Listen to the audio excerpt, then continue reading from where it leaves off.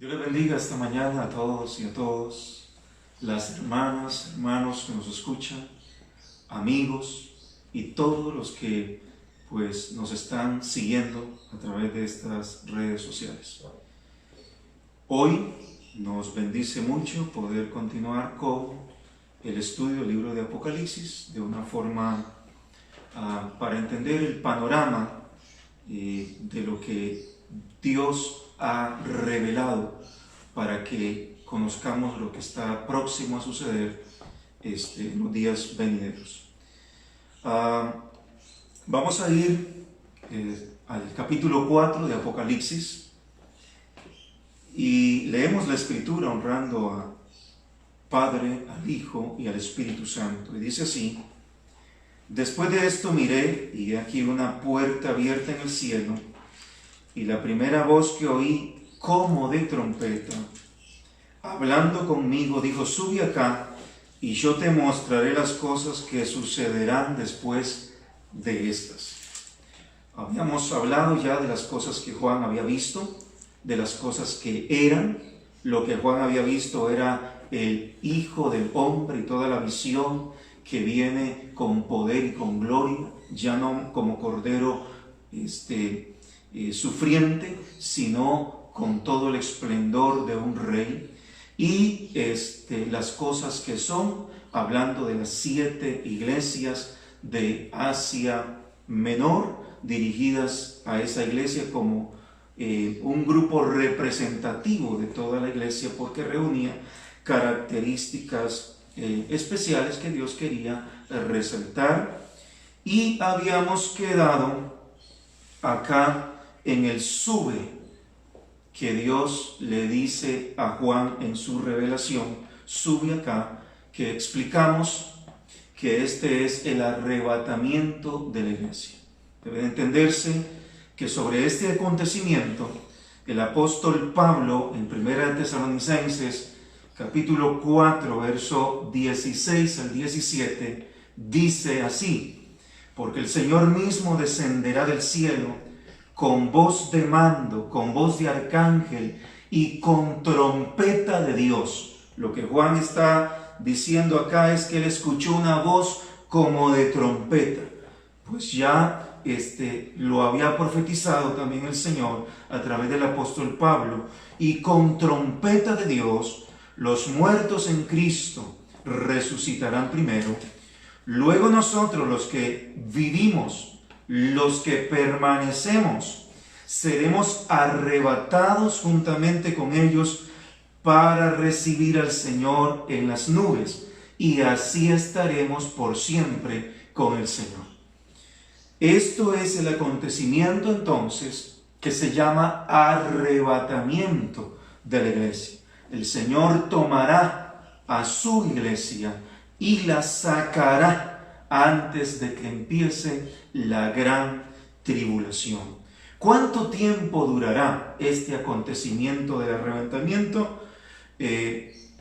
Primera de Corintios 15:52 dice: en un momento, en un abrir y cerrar de ojos, a la trompeta final, pues la trompeta sonará y los muertos resucitarán incorruptibles y nosotros seremos transformados. Que será un acontecimiento extraordinario de la soberanía y de la omnipotencia del Señor, dice que nosotros que habremos vivido, la iglesia de Cristo, será transformada, y que esto mortal se vestirá de inmortalidad y que esto corruptible se vestirá de incorrupción. ¿Cuánto durará? Será un abrir y cerrar de ojos. Es decir, no habrá tiempo allí para estarse confesando, para estar confesando pecados o arrepintiéndose. No habrá tiempo allí para decir: Señor, perdóname. Será en un átomo de tiempo, algo que sucederá en una breve instancia. Luego, ¿quiénes son los que se van? Bueno, la Biblia es clara. Los que se van son aquellos que entendieron que este camino es un camino de vivirlo en Cristo Jesús, no a la manera ni bajo la opinión propia del hombre. Los que se van son los que aprendieron a caminar en el Espíritu de Dios, según lo dice en el libro de Gálatas capítulo 5, verso 16 y siguientes, que dice que los frutos del Espíritu son amor, gozo, paz, paciencia, benignidad, bondad, sobriedad, fe, mansedumbre.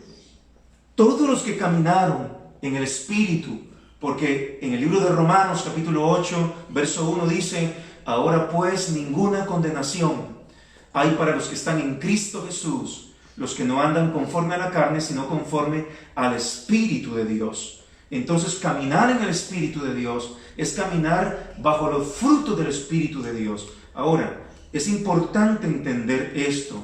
Nadie puede caminar en el Espíritu de Dios y dando los frutos del Espíritu de Dios por sus propias fuerzas, por sus propios medios, simplemente porque un día dijo: yo decido cambiar y ahora en vez de odiar voy a amar. No, nadie lo puede lograr por sus propios medios. Solo con la ayuda del mismo Espíritu de Dios, porque por eso el Señor dijo: yo no los voy a dejar huérfanos, me voy a ir, pero voy a pedir y voy a rogar al Padre para que envíe al Consolador, al Espíritu de verdad, el cual os guiará a toda la verdad. Y es por el Espíritu de Dios y por la ayuda del Espíritu de Dios que nosotros podemos comprender cómo tenemos que vivir una vida en Dios. Por eso es que hay mucha gente que dice: yo quiero ser buena, yo quiero vivir, tener un cambio de vida, tratar mejor a mi esposo, tratar mejor a mi esposa, ser una persona que se comporta fielmente, pero no lo pueden lograr. Hay personas que hacen voto de que ya no van a mentir más, que ya no van a ser más iracundos, que ya no van a vivir bajo un comportamiento que hace daño al prójimo, pero no lo pueden lograr, porque para lograrlo necesitan entregarle su vida y su voluntad a Cristo para que Él sea el Señor de sus vidas y el Espíritu de Dios venga a morar en ellos. ¿Quiénes se quedan? Esta es otra pregunta importante hablando del arrebatamiento de la iglesia. ¿Quiénes se quedan? Los que rechazaron a Cristo Jesús como su único Salvador. Los que también, aún confesando que Cristo era su Señor y su Salvador, porque hay muchos que lo confiesan y piensan que con eso ya ganaron el cielo. No, la Biblia dice que el infierno está lleno de gente que cree. Es más, en el libro de Santiago la Biblia dice que los demonios creen y tiemblan. Pero no basta con creer y temblar que Jesús es el Hijo de Dios, sino que deben de vivir una vida apartada de las obras de la carne. ¿Quiénes se quedan? Los que viven en adulterio, en fornicación, en inmundicia, en lascivia, en idolatría, en hechicerías, en enemistades, en pleitos, en contiendas, en celos, en disensiones. Y también estoy citando literalmente lo que dice el libro de Gálatas, capítulo 5, 19 al 21. Los que practican tales cosas, claramente el Señor ha establecido, no heredarán el reino de los cielos. ¿Quiénes se quedan también? Los cobardes, incrédulos y abominables. Apocalipsis 21, 8. Es ahí entonces importante entender que los que son de Cristo han crucificado la carne con sus deseos. Los que son de Cristo ya no son practicantes del pecado, no están metidos ni viciados en el pecado. Ahora, por eso dice la Escritura, de modo que si alguno está en Cristo, nueva criatura es. Las cosas viejas pasaron, y esas cosas viejas se refiere a las antiguas prácticas. todas estas que ya hemos mencionado, citando la palabra del Señor. Ahora es importante hacer una diferencia o notar la diferencia entre lo que es el arrebatamiento de la iglesia y la segunda venida de Cristo. Lo que estamos hablando y lo que Juan vio y ese sube acá, estamos hablando del arrebatamiento de la iglesia, no de la segunda venida de Cristo. Porque el arrebatamiento de la iglesia, y menciono aquí algunas diferencias, el arrebatamiento de la iglesia se producirá donde Jesús estará en las nubes. En la segunda venida, Cristo descenderá y pondrá sus pies sobre la tierra. La primera venida, el arrebatamiento de la iglesia será precisamente para la iglesia. Cristo Jesús no lo verá todo el mundo, pero en la segunda venida dice que lo verán todos, aun los que lo traspasaron, lo verán. Porque en la segunda venida sucederá la segunda resurrección de los muertos. En el arrebatamiento de la iglesia, lo que sucederá es la primera resurrección. Y la primera resurrección es no para todos, sino para los que murieron en Cristo Jesús, confiados y esperando. Ahí resucitarán Pedro, Juan, todos los apóstoles, todos. Ahí resucitará María, la madre de Jesús. Ahí resucitará Pablo. Ahí resucitará todos los que han muerto en Cristo Jesús. Y luego los que vivimos seremos transformados y llevados para recibir al Señor en las nubes. Esas son algunas diferencias para tener claro que estamos hablando de arrebatamiento de iglesia y no de la segunda venida. En el arrebatamiento de la iglesia sube con Cristo a las bodas del Cordero. En la segunda venida, Cristo viene con su iglesia y viene a establecer su reino. Y antes de eso habrá lo que se llama el juicio del gran trono blanco. Muy bien. Ahora sí, entrando en el capítulo 4 de Apocalipsis, dice el verso 2: y al instante yo estaba en el Espíritu, y aquí un trono establecido en el cielo, y en el trono uno sentado. El libro de Apocalipsis, algunos le llaman el libro de los tronos, porque 40 veces se menciona la palabra tronos. Trono que representa autoridad, que representa señorío y que representa también juicio. Y el aspecto del que estaba sentado era semejante a piedra de jaspe, de cornalina, y había alrededor del trono un arco iris semejante al aspecto de la esmeralda. Esa piedra de jaspe lo que habla es de la gloria de Dios. Y esa piedra de cornalina también habla de la ira de Dios. Pero también se dice que había un arco iris, lo que en medio de ese trono y en medio de ese juicio habla de misericordia.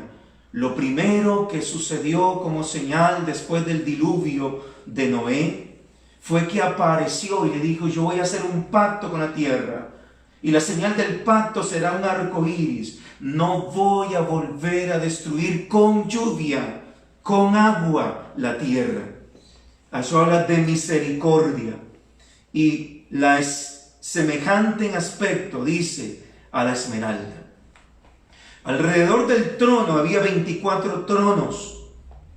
Y vi sentados en los tronos a 24 ancianos vestidos de ropas blancas con coronas de oro en sus cabezas. ¿Quiénes son estos 24 ancianos? Estos 24 ancianos representan a la iglesia del Señor.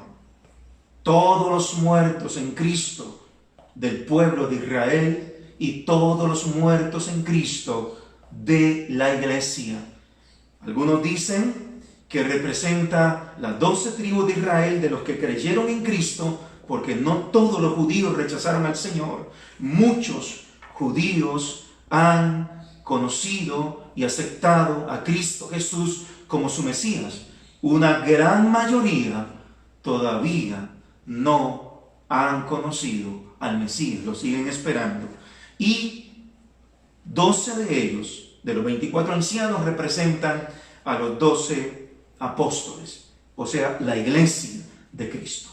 ¿Dónde estaban? En el cielo, no estaban en la tierra. Otro elemento más para considerar que la iglesia de Cristo no pasará por la gran tribulación. Y dice: y del trono salían relámpagos y truenos y voces, y delante del trono ardían 7 lámparas de fuego, las cuales son los 7 espíritus de Dios. Y delante del trono había un mar de vidrio semejante al cristal, y junto al trono, alrededor del trono, 4 seres vivientes llenos de ojos delante y atrás. El primer ser viviente era semejante al león, el segundo era semejante al becerro, el tercero tenía rostro como de hombre, y el cuarto era semejante a un águila volando.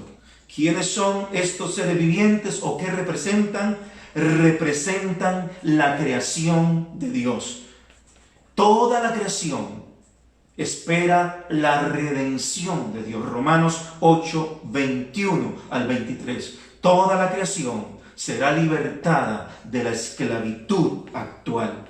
El león, como representante del rey de los animales de la selva, que simboliza poder o omnipotencia. El becerro y el buey, que representa la fortaleza para el servicio como rey del ganado. El hombre, uno tenía rostro de hombre, representa el rey de la creación y simboliza la inteligencia, y el águila como la reina de las aves. Aquí tenemos que este capítulo cierra con adoración. A partir del verso 8 comienza y dice que no cesaban de día y de noche de decir santo. ¿Quiénes? Los 24 ancianos y los seres vivientes, todos adoraban. Quiero recordarle que en el cielo se adora al Señor. Yo no sé cómo harán la gente que se dice cristiana, que nunca puede adorar a Dios. Estos decían: santo, santo, santo, el Señor Dios Todopoderoso, el que era, el que es y el que ha de venir. Hay una adoración que fluye de los que han sido redimidos con la sangre de Cristo.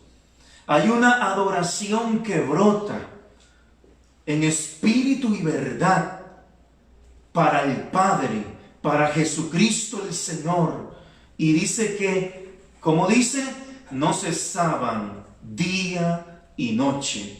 Usted que me escucha, yo le animo en esta hora para que usted, donde se encuentre, comience a alabar a Dios y comience a ensayar lo que nosotros vamos a hacer en el cielo. Aunque bajo un criterio personal y conociendo que nuestro Dios es un Dios tan amplio en propósitos y planes, también estoy seguro, de acuerdo a lo que dice la palabra, que en el cielo no solo estaremos ahí como inclinados y adorando y adorando y adorando, y hay gente que se hace esta imagen y dicen: qué aburrido debe de ser entonces el cielo. No, eso no es cierto. Dios es el arquitecto del mundo. Dese cuenta cuánta imaginación hay en la mente de Dios al ver valles, montañas, ríos, océanos, volcanes y todas las maravillas que hay en este mundo, solo del planeta Tierra. Imagínense cuánta creatividad.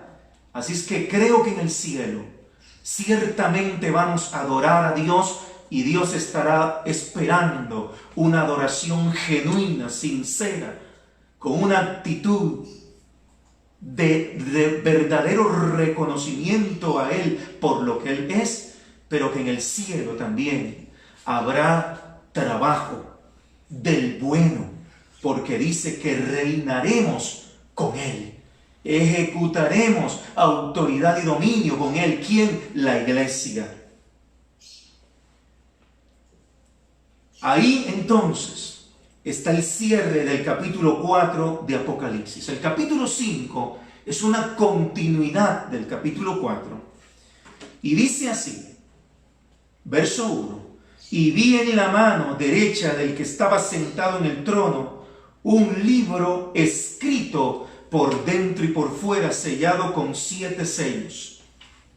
Y vi a un ángel fuerte, que pregonaba a gran voz: ¿quién es digno de abrir el libro y desatar sus sellos? Y ninguno, ni en el cielo, ni en la tierra, ni debajo de la tierra, podía abrir el libro, ni aún mirarlo. Y lloraba yo mucho, porque no se había hallado a ninguno digno de abrir el libro, ni de leerlo, ni de mirarlo. Y uno de los ancianos me dijo: no llores, he aquí el león de la tribu de Judá, la raíz de David, ha vencido para abrir el libro y desatar sus 7 sellos. En este capítulo 5 se da otra de las grandes claves para nosotros poder entender el libro de Apocalipsis. Tenemos aquí que el enfoque se da en el Cordero, en el que es digno de abrir el libro, y en el libro. ¿Qué contiene ese libro que llama la atención aquí el Señor? ¿Qué es lo que contiene? ¿Por qué tan importante? ¿Por qué se buscó en el cielo, la tierra y debajo de la tierra y no se encontró a nadie que pudiera ser digno de abrirlo ni de mirarlo? ¿Por qué? ¿Qué contenía este libro? Bueno, efectivamente, este libro, que es un libro sellado, contiene los secretos de los capítulos siguientes. Es como la llave que abre a toda la obra que sigue de Apocalipsis. Este libro, precisamente, es el libro que habla de la redención de Dios para el hombre, del hombre y de la creación. ¿De qué está hablando entonces? ¿Por qué tan importante? Porque es que Juan lloraba. Juan lloraba porque si no era encontrado nadie, no iba a poder completarse la ejecución del plan de redención de Dios. Entonces todo quedaba allí sin, repito, la ejecución del plan divino. Pero dice que fue encontrado uno, el león de la tribu de Judá, que ha vencido. Ojo con esto, no es que va a vencer, no es que en las próximas guerras él está para vencer, no, el que ha vencido. ¿Y por qué afirma categóricamente la Escritura que ha vencido? Precisamente porque en la cruz del Calvario se cumplió lo que 4000 años antes de la cruz del Calvario se había dicho en Génesis 3:15, cuando le dijo a la serpiente: la simiente de la mujer, o sea, la descendencia de la mujer que se cumplió en Cristo Jesús, te herirá en la cabeza. En la cruz del Calvario, Cristo Jesús venció a Satanás, lo hirió en la cabeza, venció en buena lid, lo que se llama, porque Satanás, previendo esto, que iba a ser vencido por Cristo Jesús, después de haber ayunado 40 días y 40 noches, en la tercera tentación le dijo cuando le mostró todos los reinos del mundo al Señor, le dijo: todo esto te daré si postrado me adorares. Quería negociar con el Señor. Quería negociarlo. La Biblia dice que Satanás es el Dios de este siglo, porque en el huerto del Edén, cuando Adán pecó, el pecado se introdujo al mundo, y en ese momento el mundo, la tierra, el planeta quedó hipotecado a favor de Satanás. Cristo Jesús en la cruz del Calvario, dice Colosenses 2, 14 y 15, que anuló el acta de los decretos que había contra nosotros, que nos era contraria, quitándola en medio y clavándola en la cruz. Y despojando a los principados, a las potestades, los exhibió públicamente, triunfando sobre ellos en la cruz. Cristo Jesús venció en la cruz del Calvario. La sentencia contra Satanás está escrita y está firme. Pero ¿qué es lo que va a suceder acá? Lo explico con el siguiente ejemplo. Es como cuando un inquilino quiere quedarse en la casa que no es de su propiedad. El propietario del inmueble acude a los tribunales a pedir el desalojo. Y viene el juez y revisa los documentos, estudio del registro, y dice: la propiedad es del que está demandando. Le damos la razón y se ordena el desalojo. Hay una sentencia firme, pero aún con esa sentencia firme, el inquilino sigue metido en la casa. ¿Qué sucede? Tiene que ir esa sentencia y ejecutarse. Y entonces llega la fuerza pública y desaloja y saca al inquilino. El Señor lo que va a hacer aquí es a ejecutar la sentencia firme que ya quedó así establecida en la cruz del Calvario. Pero como Satanás es un obstinado, pues no se va a ir así como quien dice solo que quiero irme. No, el Señor lo va a desalojar. Y es aquí entonces donde tenemos la ejecución, y esta palabra es muy importante, la ejecución de lo que Cristo hizo en la cruz del Calvario. Por eso la Escritura es enfática en decir: Cristo venció al que ha vencido. Muy bien. Esto nos lleva entonces, ahora sí, al capítulo 6, donde efectivamente viene el Cordero de Dios, que toma el libro de las manos del Padre, del que está sentado en el trono, toma el libro y ahora sí, con la autoridad que se le ha dado, al que se le dio nombre que es sobre todo nombre, para que en el nombre de Jesús el Señor se doble toda rodilla de lo que están en los cielos, en la tierra y debajo de la tierra, comienza a abrir los sellos. Y es aquí en el capítulo 6 donde efectivamente comenzará la gran tribulación, la semana 70 que escribió el profeta Daniel y que referimos al capítulo 9, verso 25 del libro de Daniel. La semana 70, donde la iglesia ya no está, sino que está Cristo Jesús ejecutando la serie de juicios que se dará. Es importante aquí decir lo siguiente: serán 7 sellos. Los primeros 6 sellos contienen cada uno un juicio. El 7º sello se abre en 7 juicios más, que son 7 trompetas. Cada una de esas trompetas, las primeras 6 contienen 6 juicios.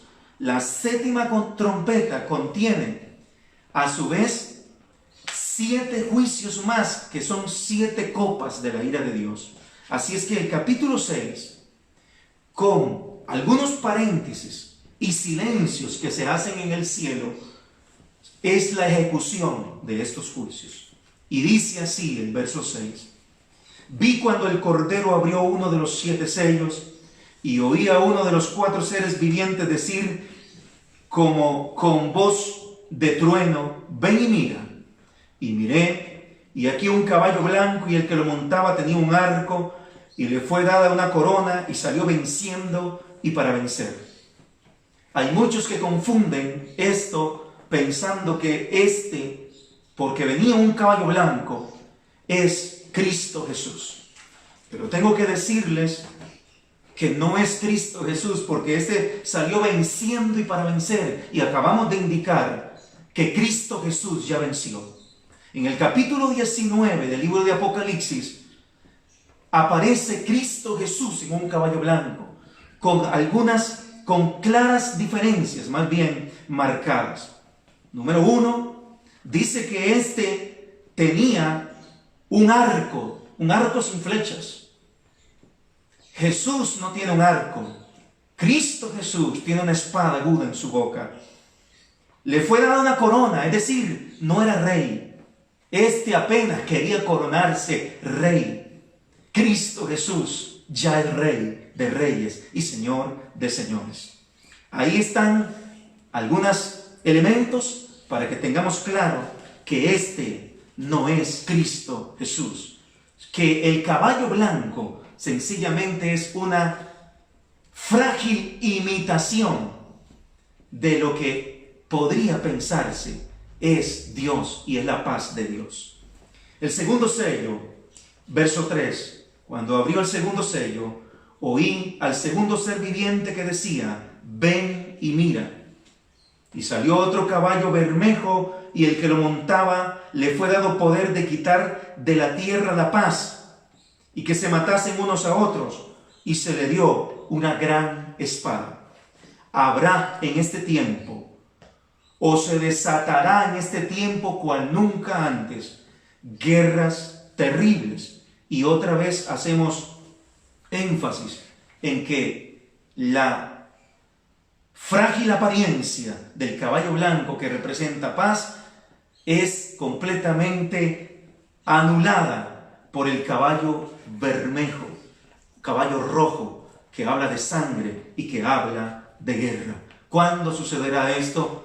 En la gran tribulación, en la ejecución de la toma de posesión, el Señor desalojando, aleluya, a los impíos y a Satanás y a la muerte del planeta Tierra.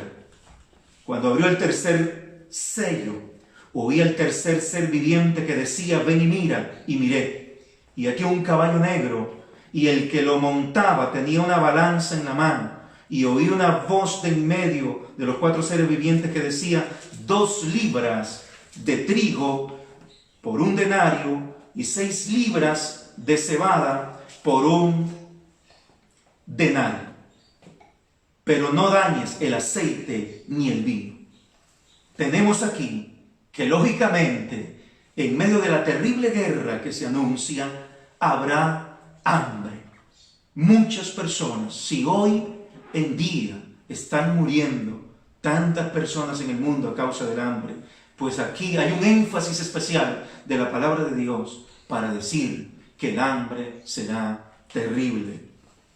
Cuando abrió el cuarto sello, oí la voz del cuarto ser viviente que decía: ven y mira.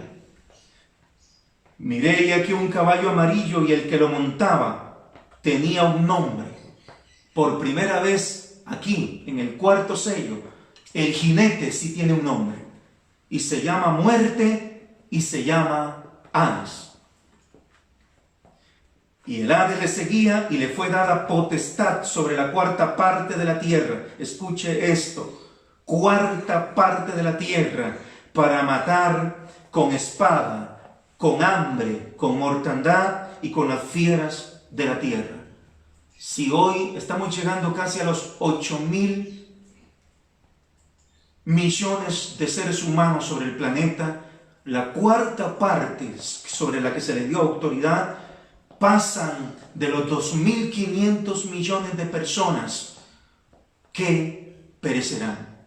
Hoy, obviamente, a todos nos conmueve la noticia de tantos muertos que ha dejado el coronavirus, pero los miles que han muerto a causa de esta pandemia no se puede comparar con el cuarto sello, donde el jinete se llamaba muerte y le seguía el Hades, o sea, el sepulcro, y también el infierno, que reclama a las almas que mueren sin Cristo.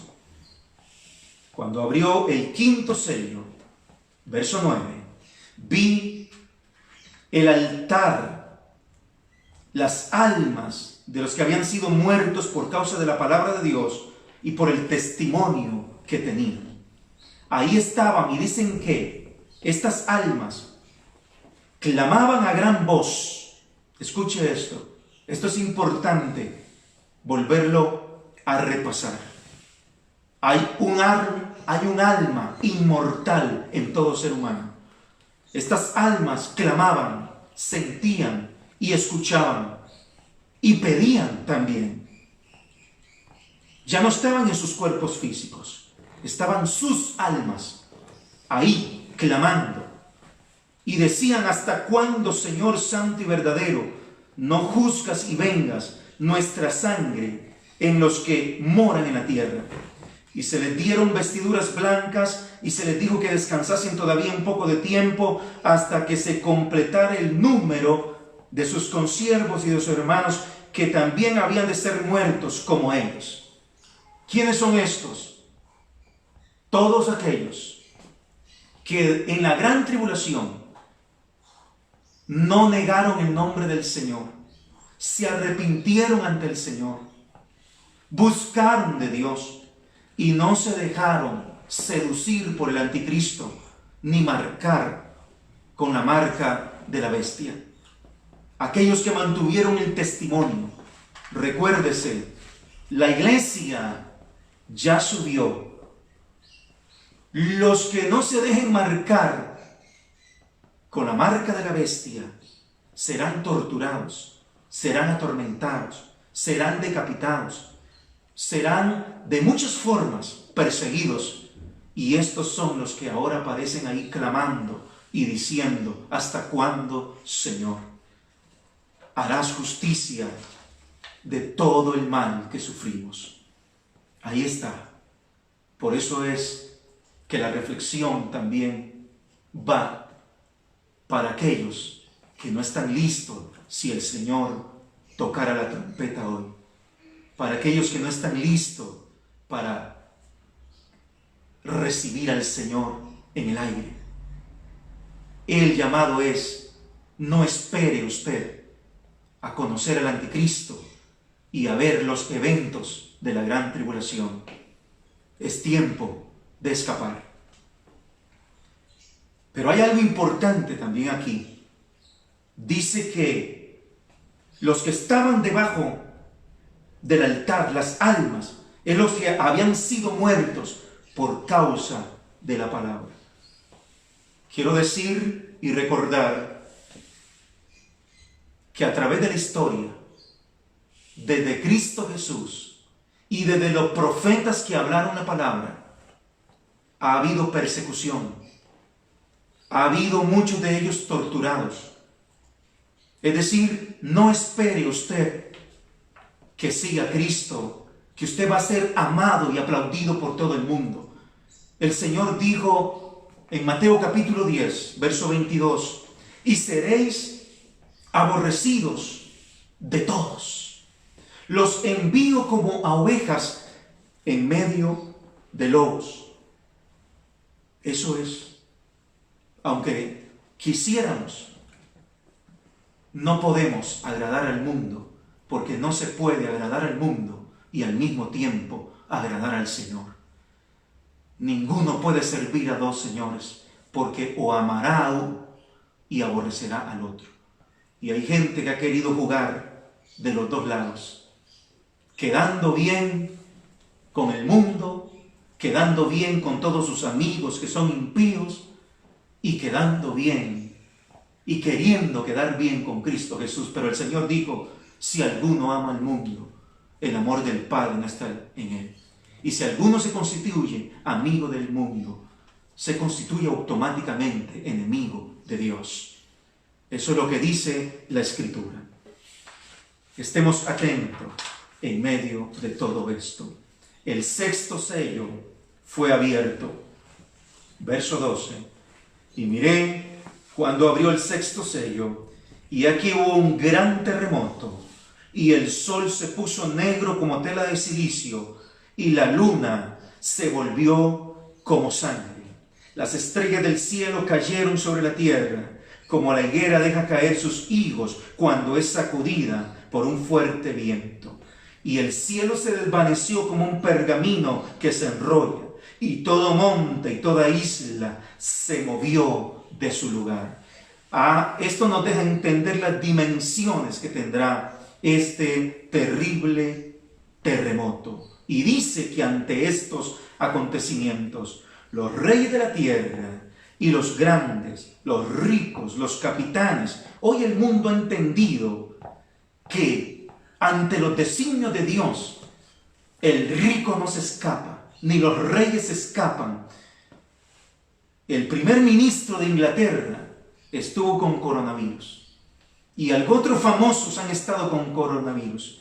Ante los juicios que Dios dejará ver y acontecer sobre la tierra, los reyes, los grandes, los ricos, los capitanes, los poderosos y todo siervo y todo libre se escondieron en las cuevas y entre las peñas de los montes, y decían, escuche lo que decían, a los montes y a las peñas: caed sobre nosotros y escondednos del rostro de aquel que está sentado en el trono. Oiga lo que decían.